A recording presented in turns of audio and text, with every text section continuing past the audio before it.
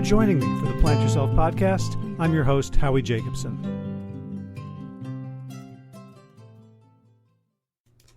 Today, I'm delighted to welcome back to the podcast Tara Kemp. Tara and I spoke on this show in 2017, and since then, she has become a mental health coach and researcher. She's getting her PhD at Northern Arizona University.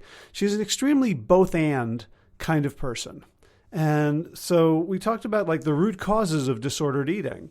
And she says, yeah, it's both the inner dynamics, our minds, our spirits, and it's the external environment, the easy access to junk food. We talked about how to make food choices, and she was, again, both and. External knowledge, finding out what is good for us, what nutritional science has to say, and inner wisdom, listening to our bodies and honoring what they have to say to us.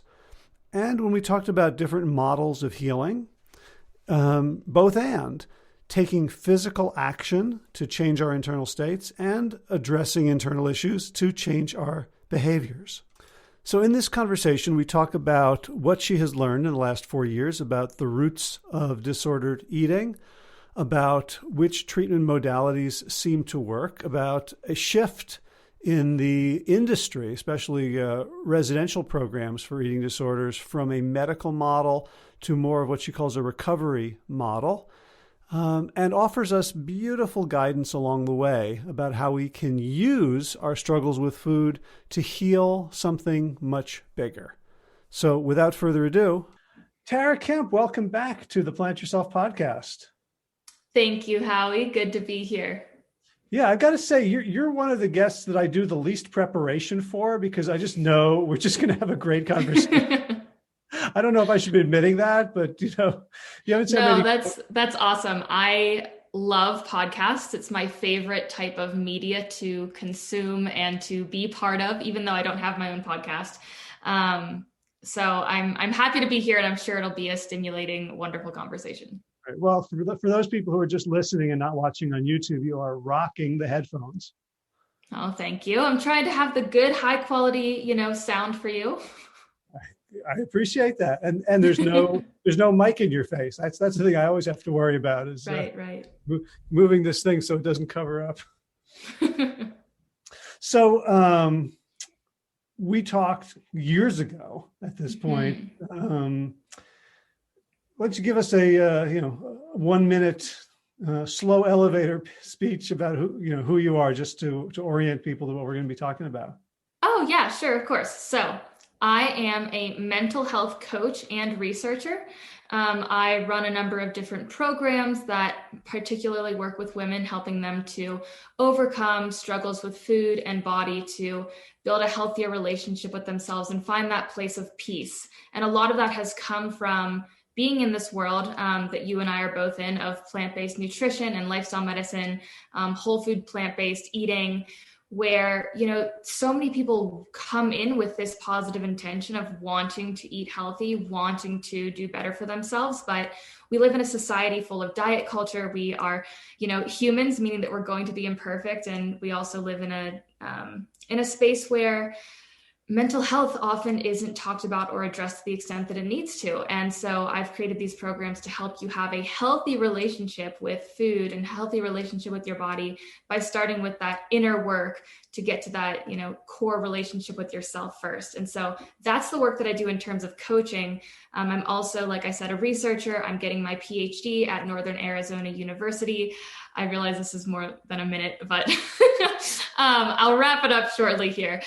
So as part of my research for that, I'm looking at the intersection of vegan diets and eating disorders, and how that applies to the space of recovery. When someone is looking to be in recovery, can they eat a vegan diet? How does that play into that process for them? And also, as part of my research, I'm working with Adam Sudd on a study where we're looking at whole food plant-based diets in recovery from substance abuse and how that affects that process, both on the physical and mental health level. So that's a little bit about me and what I'm up to and all about. Gotcha. That's great to bring me up to speed, because I've been following you mostly on Instagram. Mm-hmm. And you're one of the the only people I actually like click to the comments. Like I'm not much of an Mm. Instagrammer, but it's like scroll through people's pictures. But you always seem to find time to look at a picture that you're about to post and like go deep to like what this says to you and what you want to say to other people. And I don't know if you make any money off of that, but it's an awful lot of Oh, work. I don't make any money just from being on Instagram at all or from sharing information there. That's just, for love and service. But yeah, I kind of only have one mode, which is deep. I don't really do surface level. That's my life. I'm learning moderation, but I'm a lot of all or nothing, and I'm either in for the depth and connection or not. So yeah, Instagram is one of those spaces where, yeah, if I'm going to show up and write a post, I'm going to make sure that it's hopefully, worth people's time and coming from the heart. Hmm. So what's like one important thing if you could, have the world's media on you for like a minute, I'll give you another minute, like that you want people to know about eating and health and mental health and happiness. Like is there Yeah. kind of a core thing that you just kind of want to shout and shake everybody till they get? Yes, I feel like I have a lot of those things, but I will try to pick a single one. I'm pretty bad at picking favorites, but Oh, you know what? um, You feel totally free to ignore any of my okay. constraints and restrictions. Two came to mind. Two came to mind. So I'll say those two and I'll make them brief. Um, the first one is that I think, perpetuated idea within relationship with food or relationship with body is that someone thinks that's what it's about. That if they're struggling in their relationship with food, if they feel stressed out about food, or they feel like they just can't figure out how to eat in a way that's going to make them feel at peace or free in their life or confident about themselves. And same thing about their bodies. They can't figure out how to get their body to be where they want it to be. They think that the solution is going to be in changing the food or changing their body. Oh, I just need this different fitness program. Oh, I just need to try intermittent fasting, or I need to try the McDougall starch approach, or I need to add more fats like Furman says, or, I need to use this, eating window or this. We think that we need to change the food and the body is really what it comes down to. And that's really not the case. That is kind of like the rest of the lifestyle medicine space. That's focusing on the symptoms. That's focusing on, what is happening as an effect of the deeper level cause. And so, yes, what you experience on the surface is that internal struggle of feeling stressed about your food choices or feeling unhappy with your body and where you're at, and feeling just, out of sorts with all of that. But that's not really where the healing lies. Yes, there are certain things that you need to address there. If someone's chronically overeating or binge eating or restricting, or they've lost a ton of weight, or they need to restore a healthy weight in some way. Yes, those things at some level do need to be addressed, especially if they're affecting one's health in the immediate, reality in the current situation. But that is not what's going to create a long-term healing process where it doesn't come back the next time that life, gets crazy and shit hits the fan, because those things are coping mechanisms for, this underlying experience of having some sort of discomfort that you don't have the tools and resources to use in order to support yourself in that process. So if someone is feeling, it's basically it's a coping mechanism, to boil that down.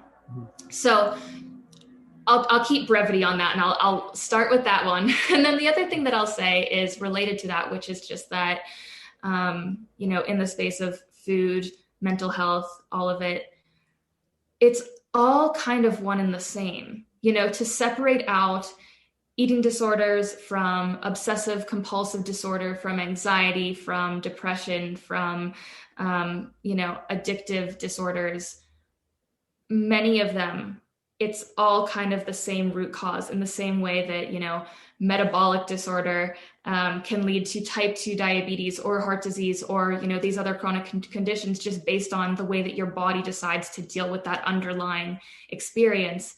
It's the same. And so for one person, they might be experiencing anxiety. For another person, it might look like obsessive compulsive disorder. And for another person, it might look like an eating disorder.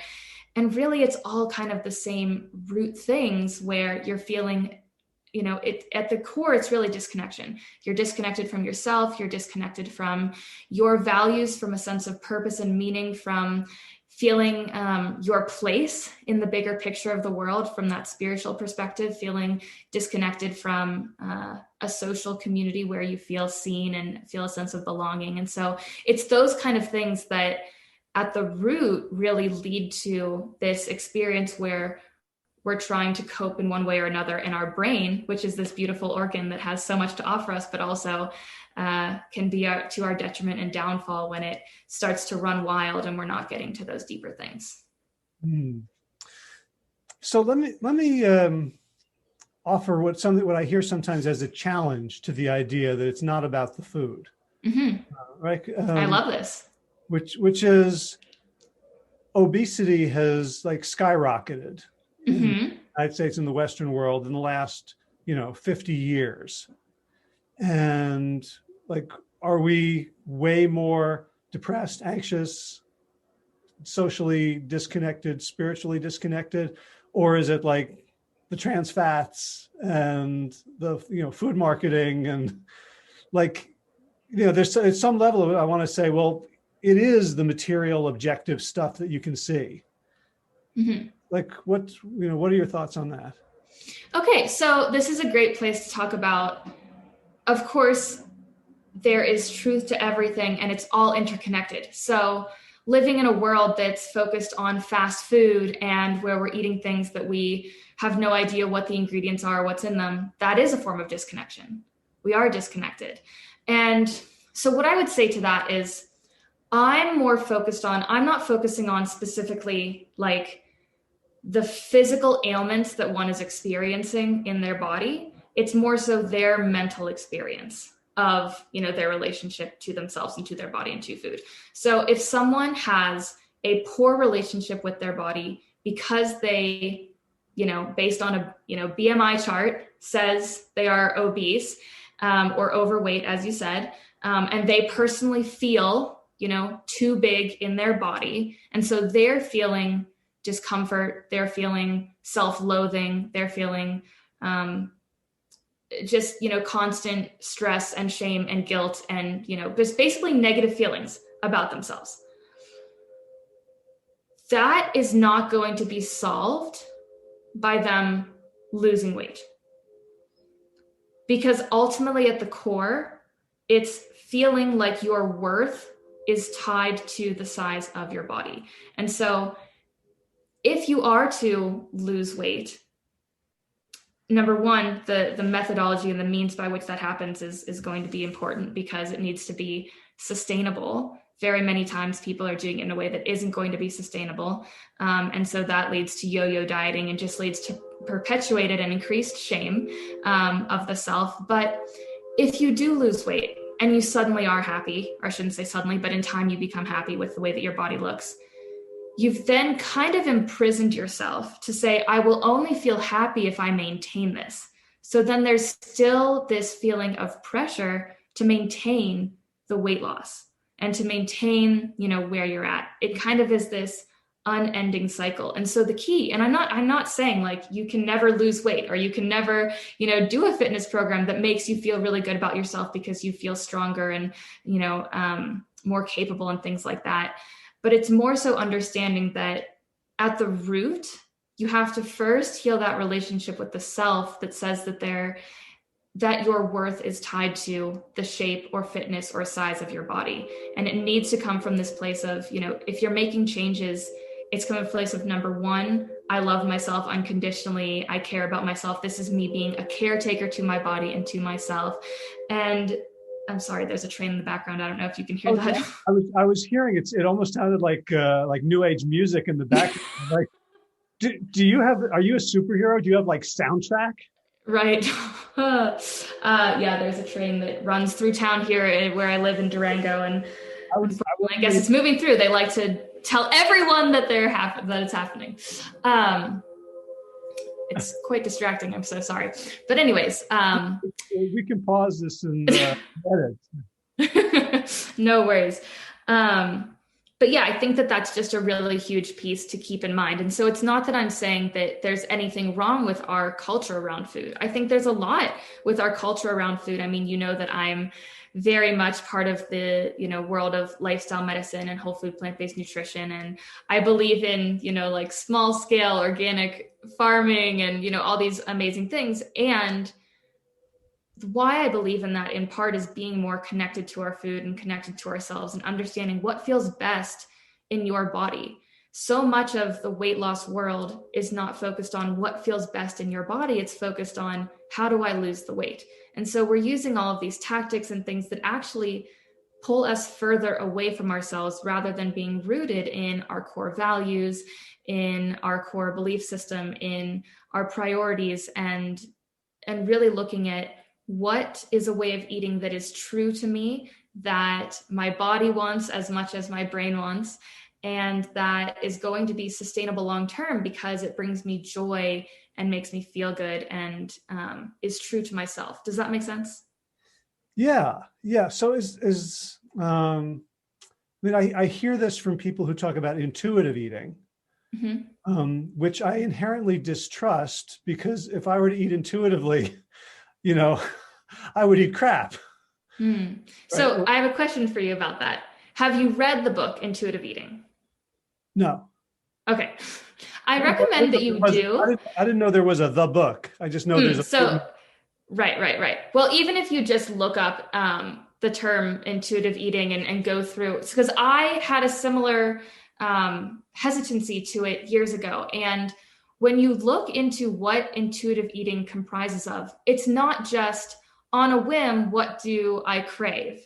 It's, understanding that, but really being in that space of connection to honor internal and external wisdom and being in that space of a caretaker to your body. And I'm using this phrase caretaker because that's what most resonates with me. That's not a term that the intuitive eating movement uses, but they would say inner versus outer wisdom is, I think, what they say. And to me, that's understanding, okay, if I am sitting down to dinner and I haven't had any vegetables yet that day, even if I'm not craving vegetables, using outer wisdom says that would be really nourishing for me.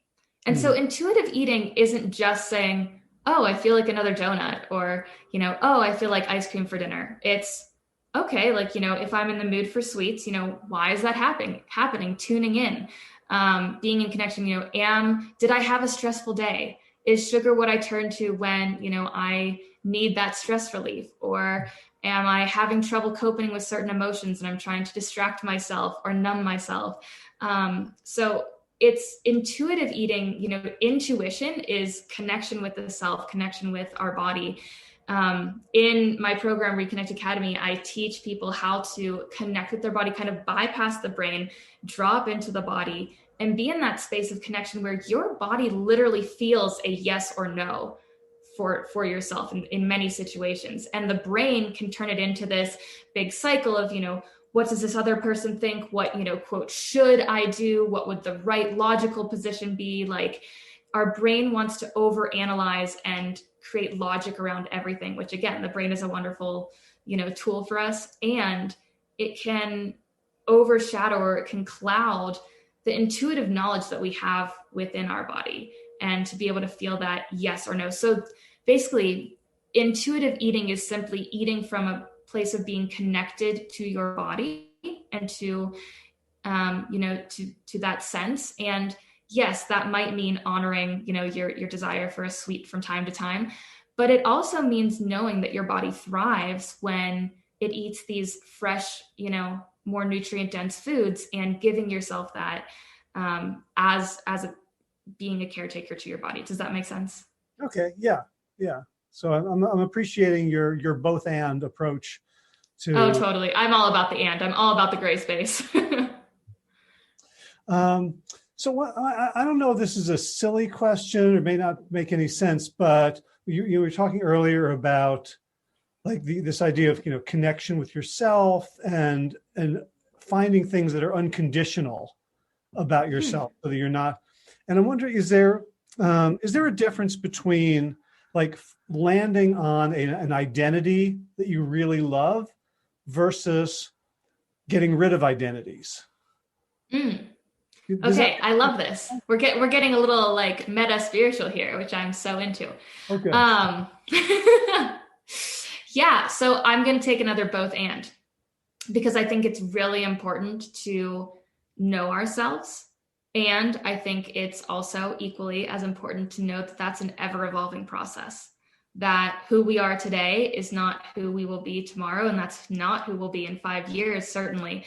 And so, having an identity and knowing ourselves, like, yes, it is really important to know the circumstances of, this season of life. Just before we started this call, I was telling you, okay, like in this season of my life, I've been working on creating more balance and, stepping away from the overloaded plate that I always used to have. And that's because, I have moved in with my partner, and I'm trying to like shift into this new phase where like I don't want to be the overachiever workaholic anymore. That was an amazing phase that served me really well and got me to this place where I have a fully running business and I'm almost finished with my PhD. And, I've got all these wonderful things to show for what I've been doing over the past couple of years. And it's time for me to slow down. And so part of my identity is I can handle a lot of things at once. I can juggle a lot of things and thrive, but I don't want to I don't want to feed that part of myself anymore. I want to shift into this part of me that can also be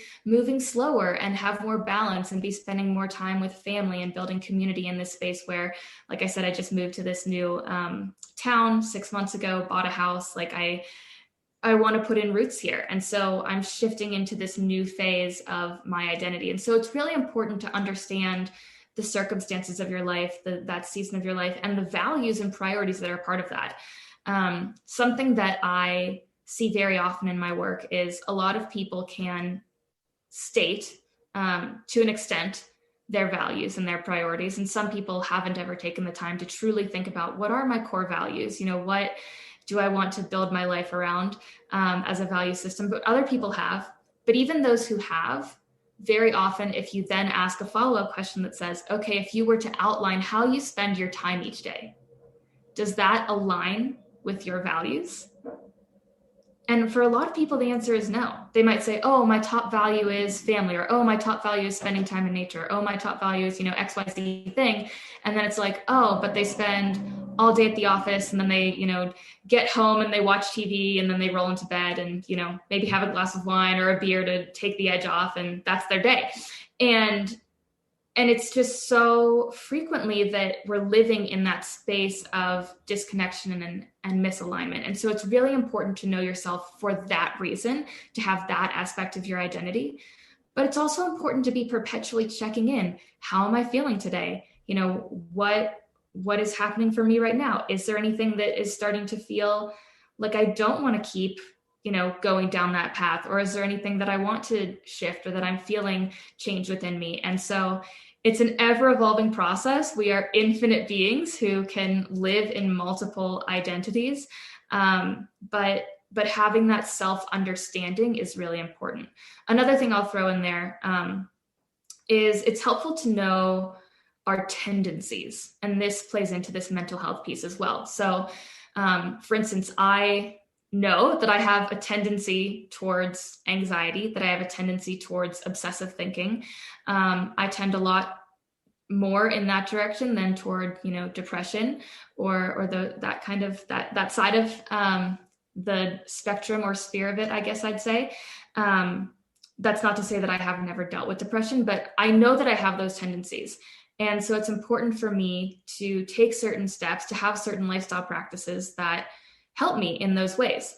I also have been learning a lot more recently about the character trait HSP, which stands for highly sensitive person, which I was told by a therapist years and years ago that I was, and never really fully looked into it. It wasn't the focus of our work at that time. And as I've learned more about it, I'm realizing more and more, so much of my life makes so much more sense understanding this piece of me. And so I've been able to build in new boundaries for myself and be more confident in taking care of myself in certain ways just by understanding this part of myself. And so I think that piece is also important, to have an understanding of, the things, in the same way that's helpful to know that heart disease runs in my family. It's like, oh, okay, that's really good to know because it helps me understand what preventive steps to take to be the best caretaker to myself and to my body from a physical health standpoint.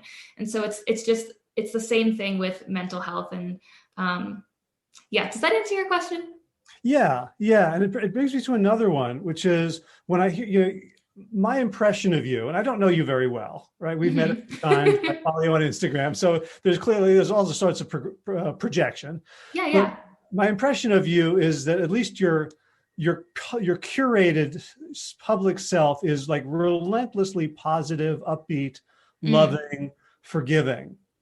And when I hear you talk about something like so many people don't live their values, I mm-hmm. immediately go to a political, sort of mode of thinking. Mm, Like you would never say that about an indigenous tribe. Like, oh, the people in that tribe who are living, who are living on the land aren't living their values. And it right. immediately makes me pissed off that we are living in a world in which it's so damn hard to live our values. I was just emailing with a friend of mine, an Indigenous Australian Mm-hmm. researcher who was he talks a lot about how colonization domesticates us. And I Mm, was talking about like how domesticated I feel. Like I've had like a good year in terms of productivity and business. And I'm like, the better I do, the less I give a shit about other people on the planet. It's like, mm, I don't want to be that way, but I can feel it happening in my brain. And yeah. it feels like to live my values like is a hell of a lot of work and constant practices. And I'm sometimes willing to do it, but like, I guess the point where helping people one-on-one just feels pointless. And I just want to, get a pitchfork and a burning, bale of hay and go storm something. Yeah.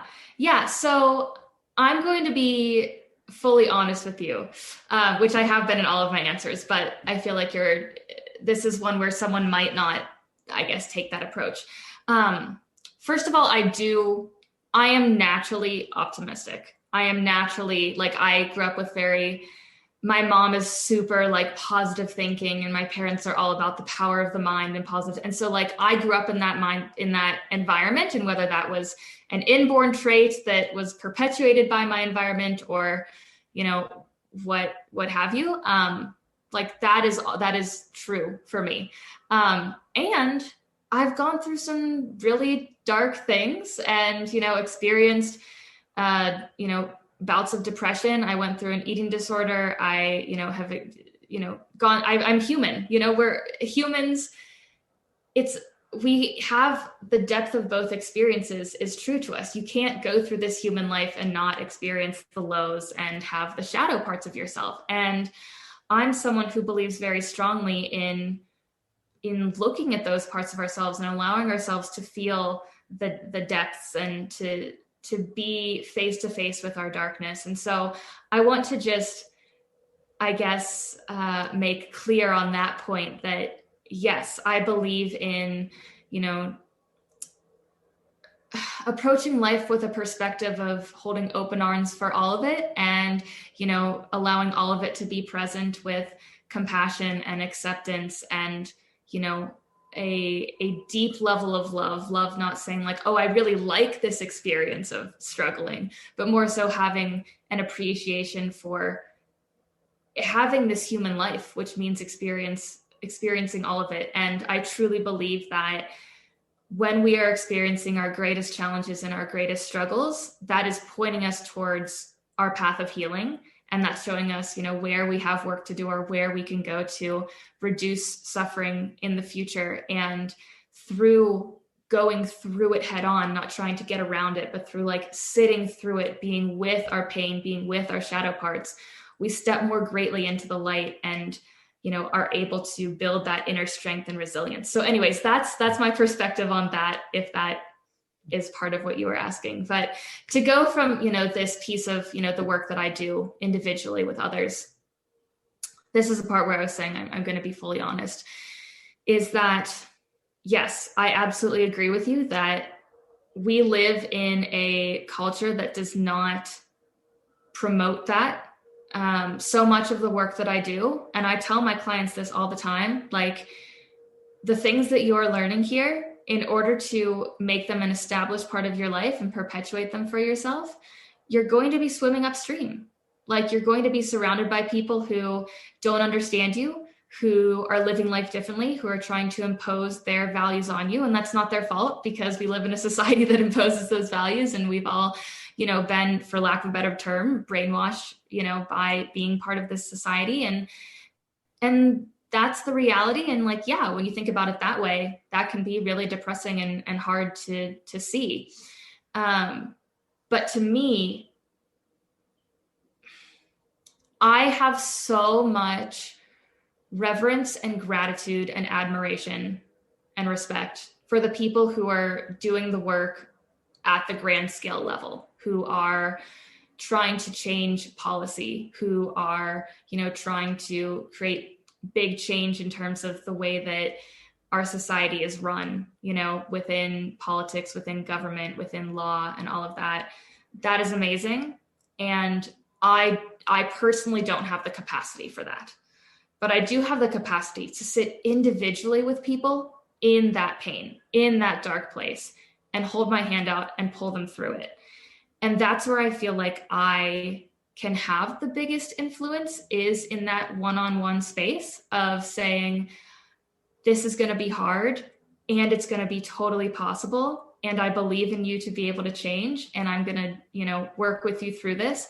And I believe in the ripple effect. I believe that, when I think of the number of people that I have been able to help just because I had help getting through, my darkness, and continue to, work through this human life with the help of others, I believe in the ripple effect. And I believe that the work that we do with individuals, expands outward. And, we are helping people who then are showing up in the world as a different version of themselves. And even just, you and I are both vegans, so I'm sure you understand the feeling of, we create the most, or my opinion, I guess I should say, is that we create the most influence when we simply show up as a positive example. The number of people that have, adopted a plant-based diet in the decade that I've been plant-based, who I know, is at this point, tens and dozens.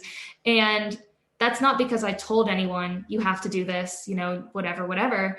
It's because when I went vegan, I was the only person I knew who was vegan. And I have a number of friends who knew me at that time who now are, at least largely plant-based or fully vegan.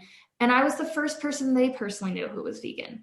And that's not like a pat on the back, oh, yay me, but that's just an explanation of this idea that when we show up as an example of these principles, we start creating that shift in the world. And so the more that, and that's how I view the work that I do. And that's why I feel good about it, because even though I'm working with individuals at that personal level, I believe that who they are in the world does make a difference to the collective. And so, we can work from the outside in, or we can work from the inside out. And I think that there's value to both. And like I said, I am over on the sidelines rallying for all the people working from the outside in. And maybe I'll be able to do that with the research that I'm doing long-term. But as of right now in my coaching work, at the very least, I'm working from the inside out. And that's kind of how I view that. Does that make sense? Mm-hmm, it does. And it reminds me why I do this podcast, to be reminded. Because I think my tendency is to lurch towards the extremes. You're right, to see an antithesis to a thesis and reject the thesis. And then, right. Like a year and a half later, I'm like, well, they're both sort of right in different situations. And I could save myself a hell of a lot of time and made many fewer enemies if I just, sort of kept an open mind and a shut mouth. So I appreciate the reminder. I'm glad. So you talked about this intersection of eating disorders and vegan diets as a topic, and I imagine those words out of context could trigger all sorts of people in all sorts of ways. Oh yes. Right? Like from I can't remember what. I think it was actually the AND, the Academy of Nutrition and Dietetics, had an article, this must have been 7 or 8 years ago, looking at orthorexy and conflating it with veganism or whole food plant-based ism. And like, I didn't have a firearm, so I couldn't shoot my computer. But there's some truth woven into all that as well. First of all, what got you interested in that topic? Yeah. So, if everyone wants to go back and listen to our first conversation where they hear my personal story of having, experiencing disordered eating, struggling with that when I was younger, finding a whole food plant-based diet and feeling really wonderful in that, but getting backlash from others in that being, saying that was an iteration of the eating disorder and things like that. And then just through the work that I do with people in their relationship with food, and just having, a history of being plant-based and being in this world for many years myself, I, have had the opportunity to work with a number of people who, in that process of, wanting to find a healthy relationship with food where it's not full of stress and guilt and shame and overthinking and overanalyzing every decision all day long, but still wanting to be vegan or whole food plant-based or whatever iteration of that term they want to use, that feels true to them, and feeling a struggle with that, because if they have dabbled at all in the world of traditional eating disorder recovery, that was, I don't even know what term to use, like basically just just highly controversial and basically, not allowed. Like it was truly just seen as truth that, a vegan diet was an iteration of the eating disorder. And so that being the case, going into this, I really just wanted to look at how much truth is there to that? Do we have research to say that, obviously I don't believe that a vegan diet is inherently an eating disorder, but at the same time, is there truth to the fact that vegans experience a greater level of eating disorders, a greater incidence of eating disorders than people who eat a standard American diet? And just looking into all of that, and also looking at, there are so many stories of, anecdotal stories, nothing yet published, but hopefully my research will change that. But anecdotal stories of people who ate a vegan diet at some point in their eating disorder recovery and that it was helpful to them. And so I really wanted to understand, well, what's the difference then? Why, for some people, do they approach a vegan diet and adopt it? Or do they, in what cases is that experience negative and harmful for their relationship with food? And in what cases is it beneficial and helpful? And what creates that difference? And so that's where, a lot of this came from, is asking those questions and realizing that we don't have the answers. That, I last semester of my program, not the spring, but fall of 2020, I conducted a systematic review of all studies that have ever looked at vegan diets and eating disorders and that relationship. And there are only 32 studies that have ever been published on that topic. There are a lot that have looked at vegetarianism, but not veganism. And the reason why it's important to distinguish between those two is when you look at studies, so most studies on this topic have looked at vegetarianism and have included veganism as a, quote, form of vegetarianism. So they are lumping together semi-vegetarians who just avoid, red meat or, still eat fish or, whatever it is, along with full ethical vegans. And so that is, a pretty wide spectrum to say semi-vegetarian, pescatarian, lacto-ovo-vegetarian, vegan, the whole spectrum as one group. And recently in the past, I think 2012 was the first time they did this. So past decade, they did a couple of studies where they would separate out the groups. So they would say, okay, let's, yes, we're looking at vegetarianism, but let's separate this out and say, okay, what was the case for, semi-vegetarians? What is the case for pescatarians? What is the case for lacto-ovo-vegetarians? What is the case for vegans? And in those studies, every single time, semi-vegetarians have the highest incidence of eating disorder symptomology, and vegans have the lowest. And the reasoning that they, conjecture at this point, we don't know, we don't have anything to confirm this, but the idea that has been tossed around most is that semi-vegetarians, there's in most cases not a value level component to that. That is, oh, I heard this was healthier, so I should do this. And it's typically around this idea of, I just want to lose weight. Whereas for veganism, there's this deeper meaning of, I really care about the environment, or I really care about, being part of this peaceful, compassionate system that isn't harming animals, or I really care about, the food system at large and my health as a whole, not focused on specifically, I just want to change my body.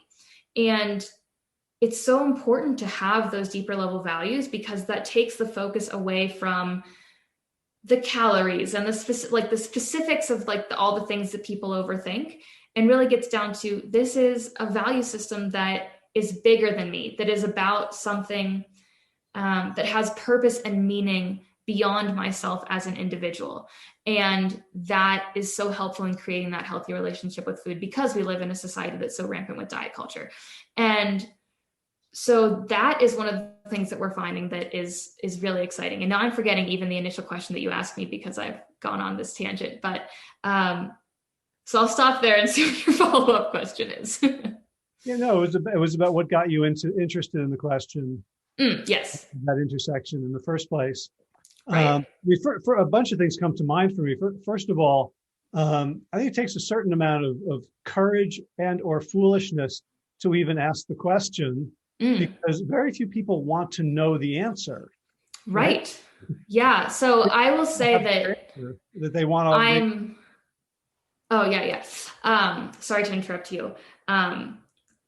Yeah, just to respond to that, I've had this in mind for years. I mean, when I first entered my PhD program, what was it, 3 years ago? 18. Yeah, over 3 years ago. Or 4. That was the ultimate goal, is someday I want to study this topic. But I didn't think that it was time. I didn't think that the world was ready for it. I didn't feel like I had some imposter syndrome about I can't be the one to push that, or to, start looking into this, because, who am I to do that?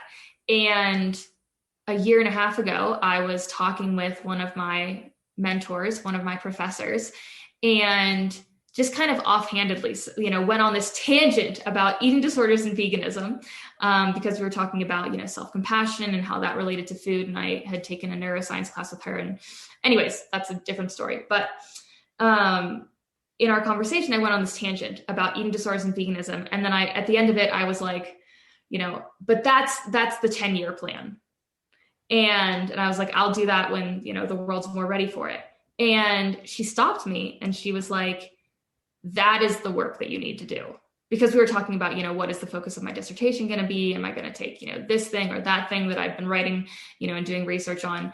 And she really encouraged me to be the one to take that step, and really gave me that sense of empowerment to say, it's okay to be the one to ask those questions. It's okay to stir up a little controversy and push the envelope in that way, because the world, even if the world isn't fully ready for it, it also is.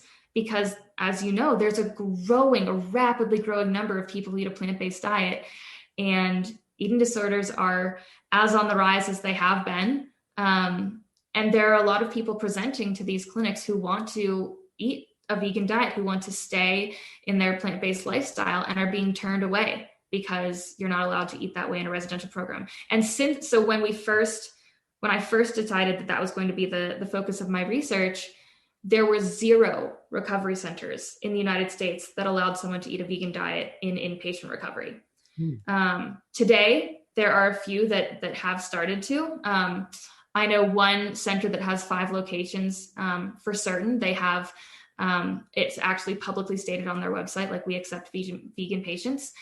And there have been a few others, a handful of others since that center started doing that have followed suit. But still, the vast, vast majority, it's not allowed. And So it's something that I feel very fortunate to have a dissertation team of professors who are rallying behind me to ask these questions, even if they themselves aren't vegan or whatever.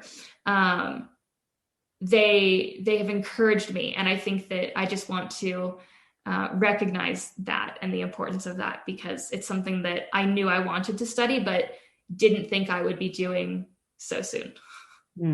Yeah, I want to follow that, but I like I've just found a tangent I want to pursue, which Yeah, I'm all is about the tangents. um, like do these? I'll ask the question and then I'll back up a little bit, which is just like, is there any evidence that these residential programs actually work for people with eating disorders? And what I want to back up and ask is, like, I know we're working as a coach for people, and as a coach, I have found it's very hard to find any evidence on what works as a coach.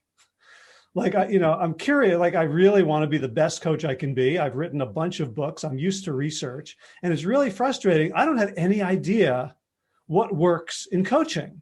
Mm. I know what works for me, what works for my clients. And honestly, it's anecdotal. There's reporting bias. There's all kinds of bias. Like, do you know anything about what actually helps people?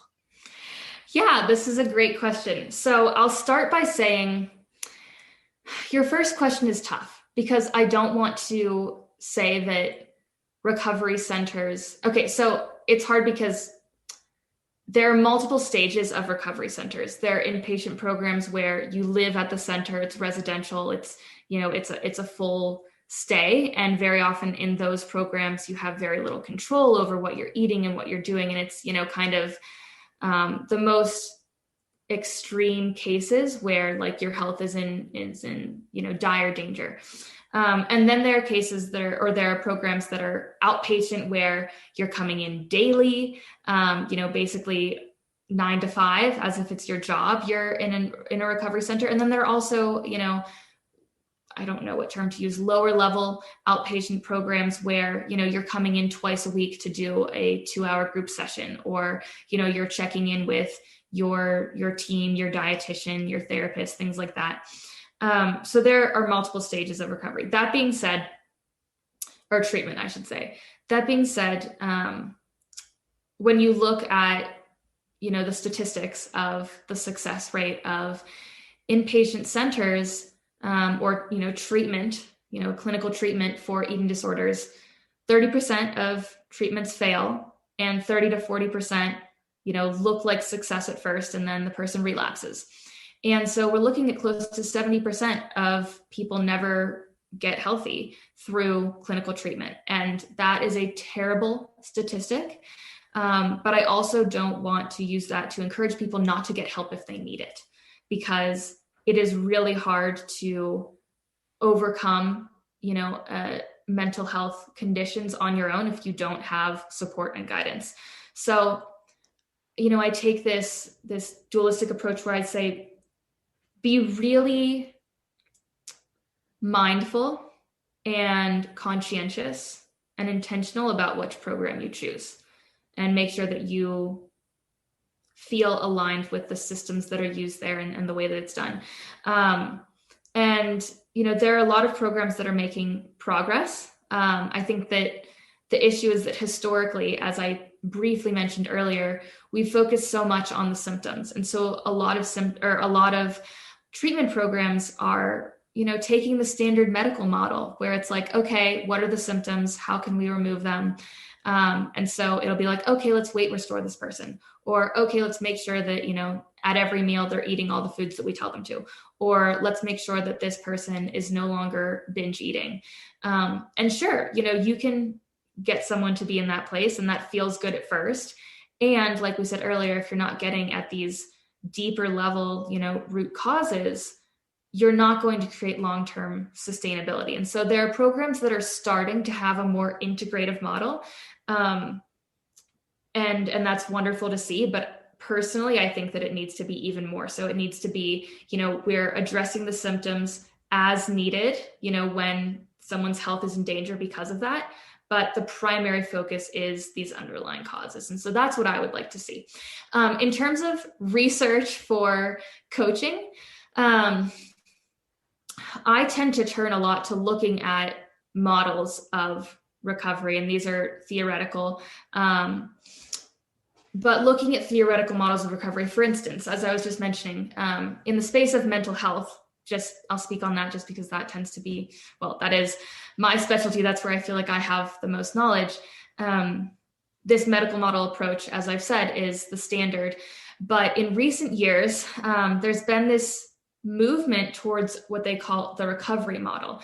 So this came out of probably, a few decades ago. I think it started in the 90s. Researchers started doing qualitative studies rather than just looking at, okay, let's look at all these quantitative components. Let's look at the numbers. Let's use these measures.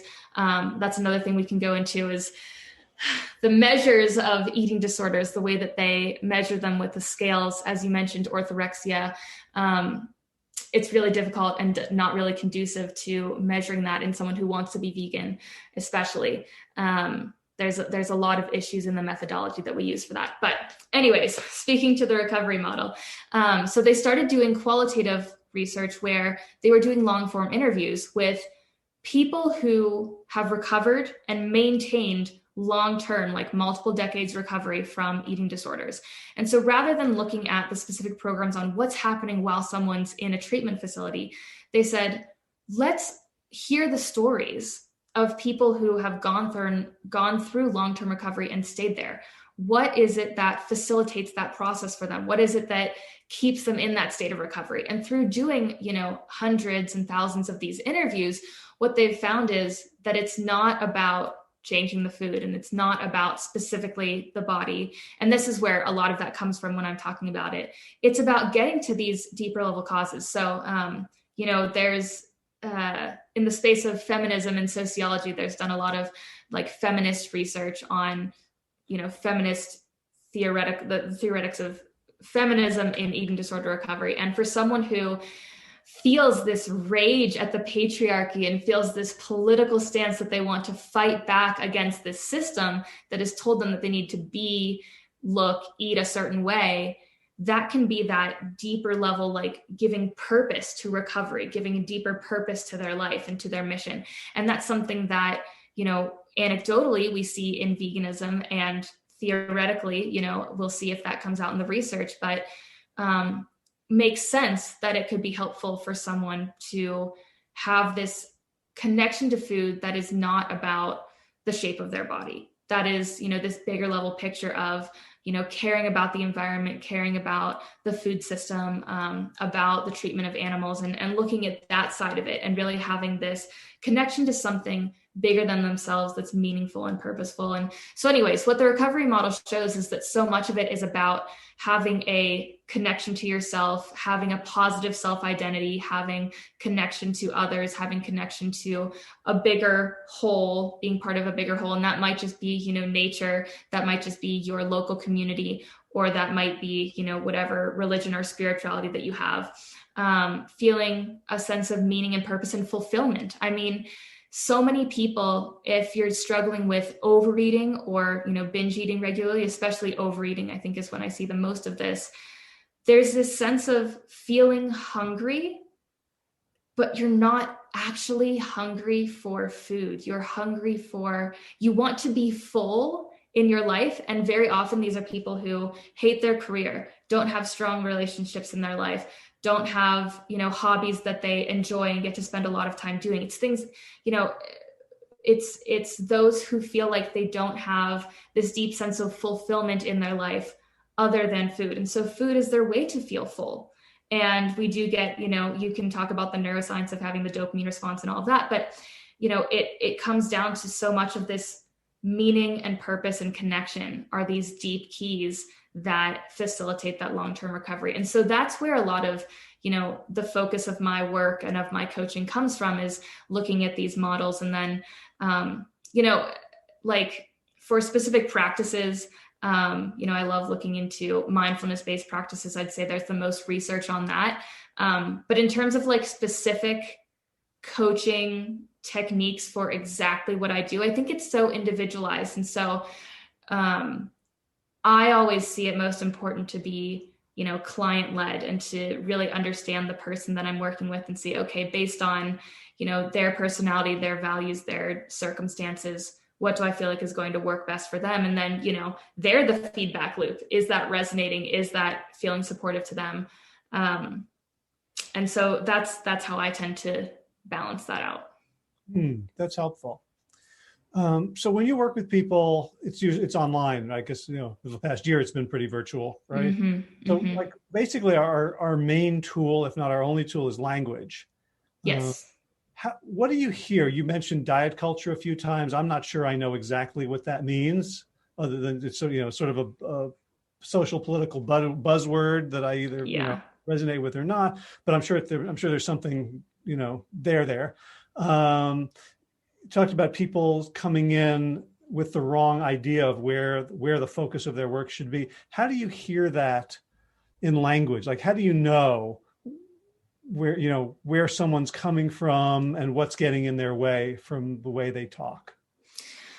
Yeah, interesting question that I'm going to try to put into words, because I feel like so much of that aspect of my work feels intuitive to me rather than calculated. Like, I'm not looking for certain buzzwords or phrases, but I'd say that, if I think that it's also a piece of having these theoretical understandings and having the experience, the work experience that I do, I know what questions to ask.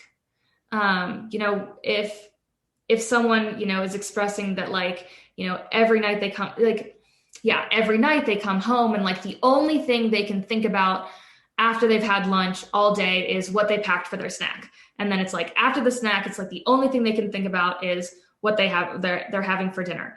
And, if that is like the perpetual, like that's all they can think about all day long, then my question, would be, if you weren't caught up in thinking about that, what would you like to be thinking about?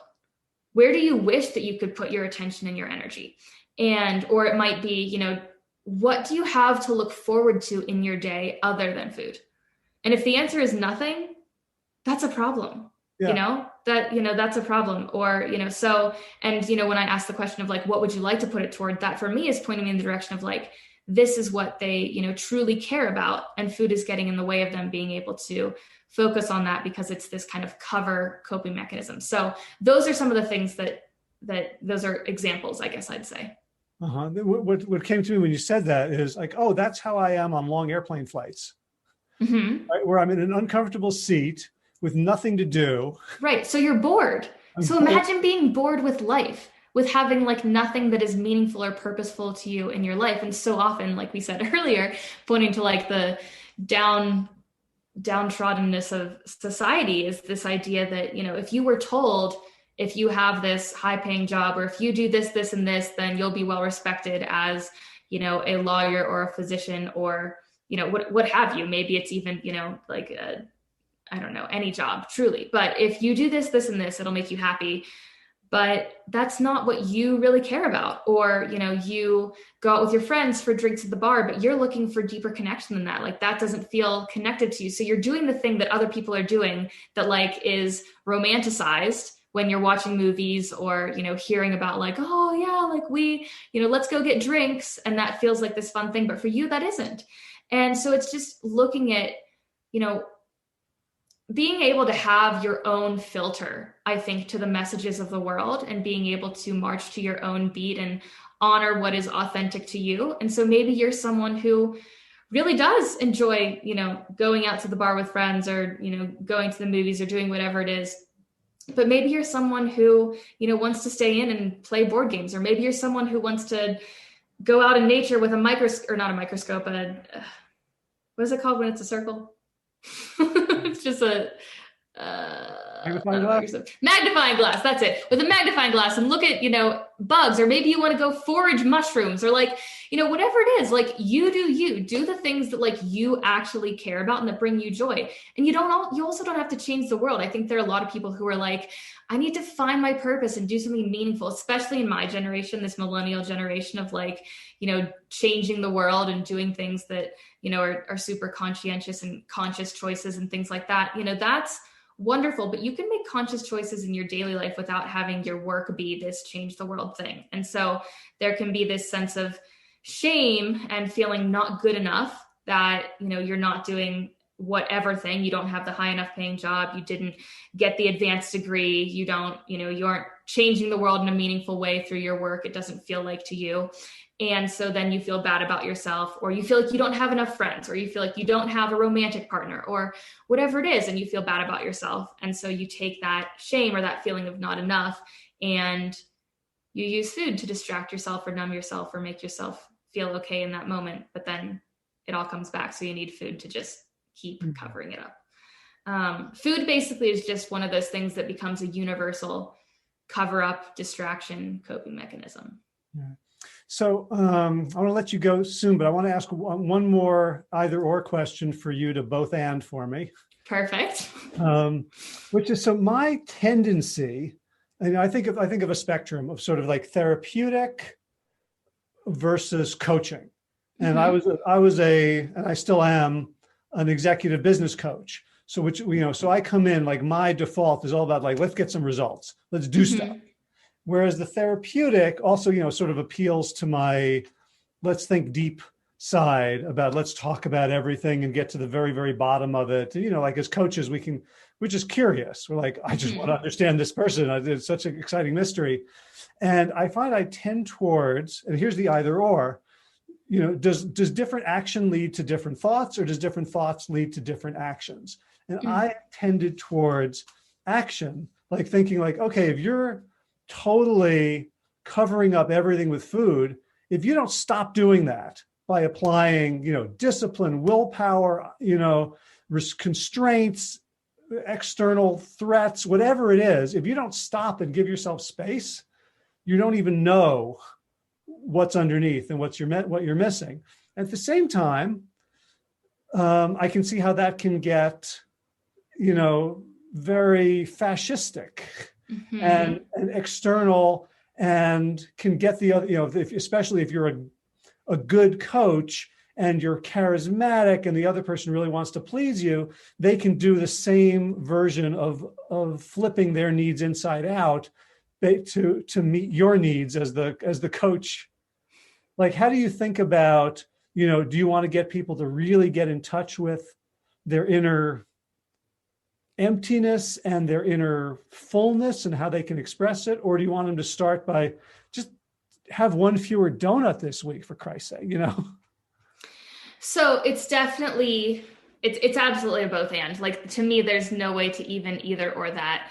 I will say that from a neuroscience perspective, there is more evidence to show that by actions show you, getting into the body kind of tells the brain what's happening. So very often when we feel stressed, we notice it in our head that we have racing thoughts, or that, we are thinking this terrible thing or whatever, but our body responded first. Our heart rate picked up, something happened. And so that's why practices like breath work and yoga and meditation can be so powerful, because we're changing our body physiology first. And so there is research to show that action and taking actions, or that physiological experience of the body is, prior to the level of thought in terms of the hierarchy of how that goes. That being said, it is very difficult to do one or the other. I really try to do actively working on both, because, and when I say thought, so much of the work that I think is most important, at least in this space of behavior change, and mental health and, overall healing work, is that it's not just the surface level thoughts that we have, because sure, we have those thoughts, but it's important to understand, why am I having those thoughts? Because thoughts are just as much of a habit as behaviors are a habit, and emotions are also a habit. It becomes this perpetual loop of things that is just our normal. It's like that groove, that brain wiring has become our normal, and like that's where we go. And so it's really important to understand why that's happening, because when you understand, the why is not always necessary, but it's very helpful, because if you understand the why, it's easier to have compassion for it and easier to recognize that you can choose something else. So if you recognize, oh, I have this story about myself that says, I never follow through on anything, that anything I start, I always fail because I don't finish it. It's important to say, oh, I have that thought because, when I was younger, I tried this sport and people made fun of me and I hated it, so I dropped out. And then, this person said to me, you never finish anything. And then that just became this perpetual thing that I have, always done in my life because I'm afraid of failure. But when you really you get down deep into that, it's like, oh, someone told me that was like, that thought wasn't mine. That was someone else's thought that I took in, and I'm afraid of failure. And so that's what's really at the core of this, is I'm afraid of failure. It's not that I have, that part of who I am, a character trait, is that I don't finish what I start. It's that I'm afraid of failure. And I would rather not start something that I might be embarrassed to not do well than try it all. So anyways, there's just it. And so when you understand that, it helps you to have compassion for that story, for that thought, and also be able to say, I know where you came from and you're not true, and I'm going to choose a different thought about this. And pair that with, I'm going to try something and stick to it, helps you to actually stick to it. And so it's the interplay of the two. I love that. So it's the hypothesis testing. Yeah. Right? Like, am I this person? Right. Inductive and deductive reasoning working together. Awesome. I want to let you go, and I want to go play Frisbee. Amazing. This is like the week in North Carolina where it's like spring. Nice. But I'll get from you where people can find you. I know you said you were going to take a break on certain things, but where they can follow your work, if they want to sign up for a program the next time you offer it, how can we connect people with you? Absolutely. So on Instagram, I am at TaraKemp _. That's definitely where I spend the most time social media wise. But I also have a website, reconnectcollective.com. And there you can sign up for my email newsletter, which I send at least once a month. So that's another space where you can stay connected, and just depends what you like. I'm pretty long-winded and, like you said, going deep everywhere. But that's where you can find me. Awesome. That's reconnectcollective.com. Yes. I'll put links in the show notes. And wow, thank you so much. This is there's a lot in here. I'm just going to say that is going to make it into my group work with clients and probably one-on-one work. So I appreciate your generosity in sharing all this, and happy to learn from you, and really excited to see where your research takes you. Awesome. Well, thanks, Howie. Yeah, always so fun to connect with you and have these conversations. And I love that you're going to take it back to your clients. I'm always learning too. So thank you again for having me. All right. Be well. You too. All right. I hope you liked that conversation. I hope it was helpful to you as it was to me. If you want to find more about Tara, check out the show notes at plantyourself.com/468.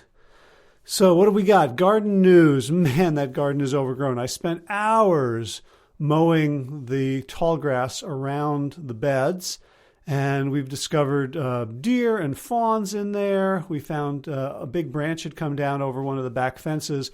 So, it's Project Share Our Bounty with Nature. We also bought 125 sweet potato slips that we were honestly just too exhausted to deal with. And I'm afraid they're not going to go in the ground, which means, probably fewer battles with groundhogs. But and the blueberries are amazingly still not even beginning to ripen. So our recollection is by mid-June, some years we were done with harvest and we haven't even begun. So interesting. I don't know if it's anomalous or climate related, but we're sort of treading water in the garden.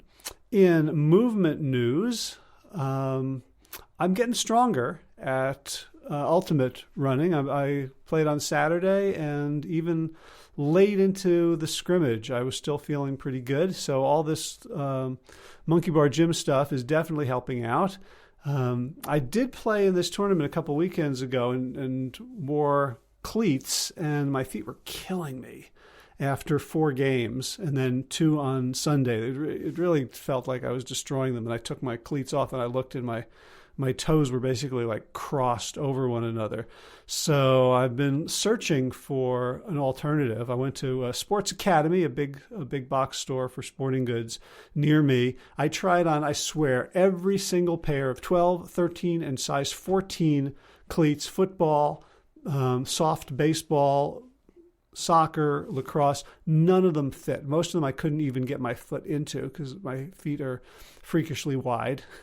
And so finally I ordered a pair of Aqua shoes from Zero Shoes with an X for my friend Steven Sashin. We talked on the podcast many years ago about the athletic footwear industry. And it's a little slippy on some grass. I played last night, but definitely better. So I have to decide whether I want the really sharp cuts and destroying my feet, or maybe a little bit less grip but feeling comfortable. Well, I'm going to stop talking about that because that's probably more than you want to know about my little piggies. All right, time for thanks. Thanks to Will Ridenauer for allowing me to use his beautiful song Sabali Dawn, the Dance of Peace. You can find more of Will's music at his website, willridenauer.com.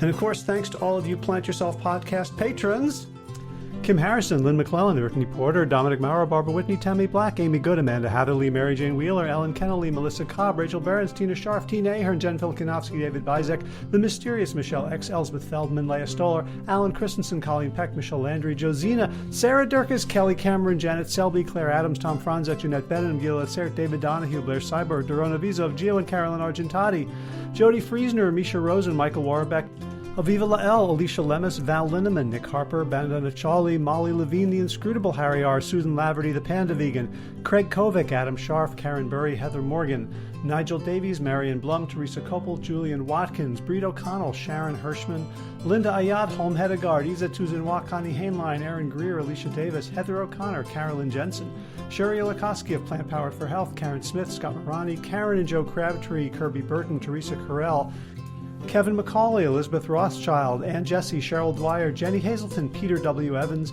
Dennis Bird, Darby Kelly, Lori Fanny, Linnea Lundquist, Emily Iconelli, Levy Wallach, Rosamund McAtee, Dan Picorni, Stephen Leenan, Patty DiMartino, Mike and Donna Kartz, Deanne Bishop, Billbury Elf, Marjorie Lewis, Tricia Adams, Nancy Sheldon, Lindsay Bayshore, Gunmarie Hagan, Tracy Gullidge, Laura Heaton, Meg from Mama Says, Stacey Stokes, Ben Savage, Michael Kay, David Hughes, Connie Rogers, Claire England, Sally Robertson, Paranganchi, Amy Daly, Brian Tourville, Mark Jeffrey Johnson, Josie Dempsey, Karen Schmidt, Pamela Hayden, Emily Perryman, Allison Corbett, Richard Stone, Lauren Vaught of Edible Musings, Aaron Hasty, Sean Owen, Sagar Naik, Erica Piedra, Danielle Roberts, Michael Lushton, Sarah Johnson, Catherine Floyd, for your generous support of the podcast.